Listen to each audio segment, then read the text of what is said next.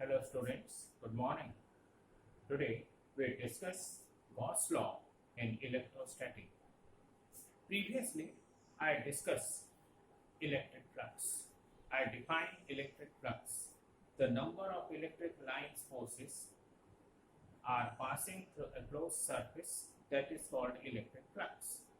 We also discussed the unit of electric flux and as well as when the electric lines of forces passing through the surface, what's happened, and when they are coming inside, what's happened, we also discuss. Now, on the basis of this electric flux, today we discuss the Gauss law or Gauss theorem.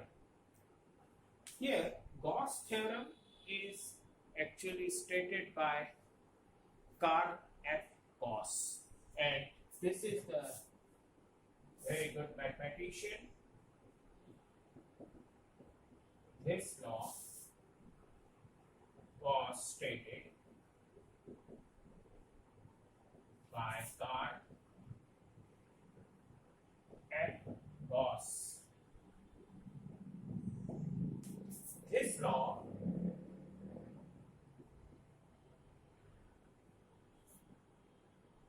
is relation between electric field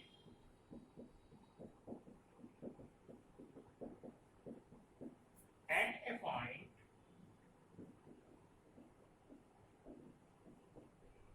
on the closed surface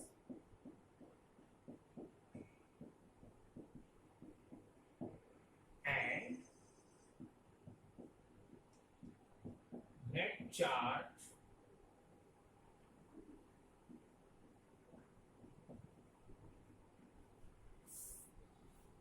under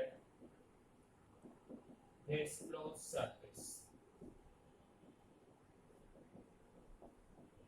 I want to say that suppose there is a relation between this electric flux. What is this law? Is the relation between the electric flux at a point on the closed surface and a net charge under this closed surface. Now, suppose this is any closed surface, maybe of any shape, and a point which is on that particular surface, and the electric charge is inside, then due to this charge Q, what is the relation with the electric flux at this point? Suppose that point is P.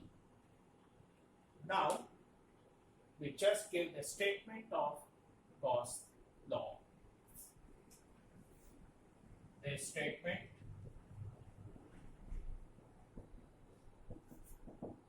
if flux of electric field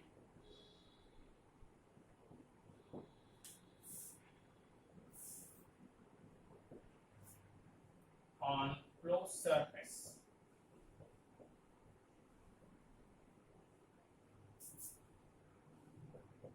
is 1 upon epsilon 0 times enclosed the surface S. Suppose I say that this closed surface is represented by S, then is 1 upon epsilon 0 is enclosed by the surface. The electric flux, as we already defined, that electric flux is represented by phi, and this phi and total charge is Q, then that Q is equal to 1 upon epsilon 0. Students, this particularly this epsilon 0 is the value is positive, greater than 0, but it's not a so big quantity. Now after that, we statement and what is the proof of this particular law. Proof. And here consider a closed surface it is sphere, and at this point sphere there is a point point P, and surface of the sphere is S. That's representation by S. Now O is a point, of course. R is the radius of sphere and O is the center. And if I said there's any positive charge plus Q, and this is any supposed to be, this is charge and this is the electric field E, this is your N unit charge, this is your R, and this is a small area element, means it's just the whole surface. To find the electric flux, divide him into small parts, and that small parts is called the area element. And now we discuss this one, that consider sphere of center O and radius R. Point P on the surface of sphere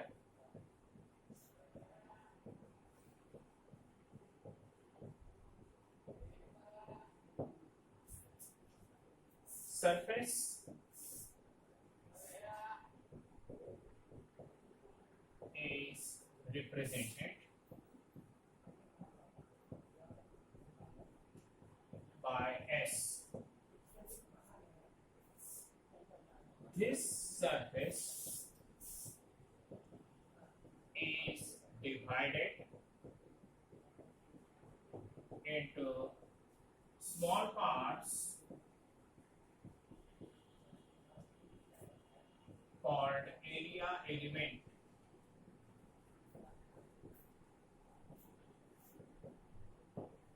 At point P,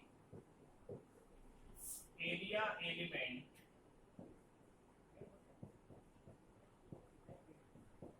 is ds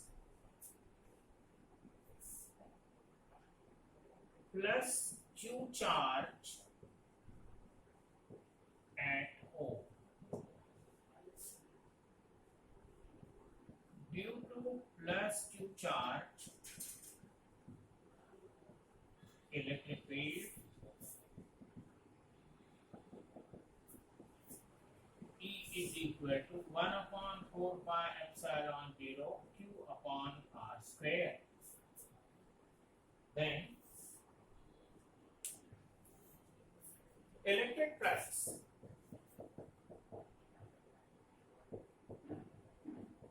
at P is d pi, and this is equal to E into ds.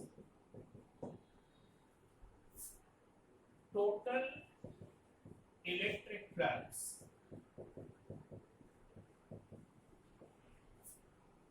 phi is equal to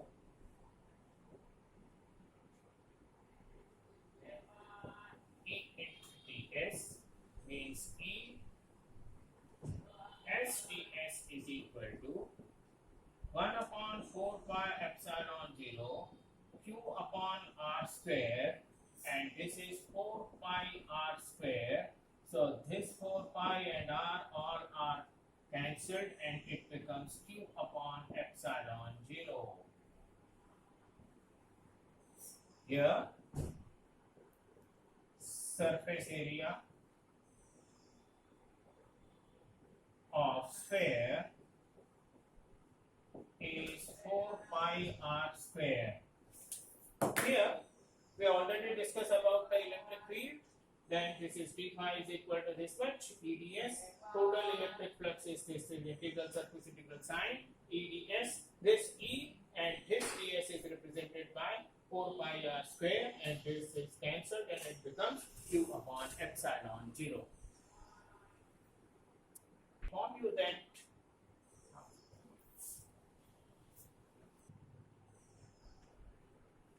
now, students, we discuss on the surface on that particular closed area. But in your mind naturally, when charge is inside the surface, the charge q becomes 0. And when charge q becomes 0, then the electric flux is also 0. So we can say that when charge inside closed surface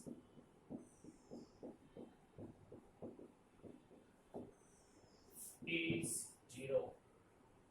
So Q is equal to 0, then electric flux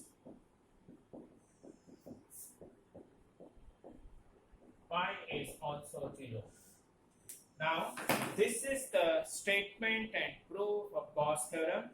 Remember, this theorem and law, or theorem we can say, or law we can say, this is the most important for the examination point of view, and definitely I am sure that this question asked in your question paper also. Okay then, bye.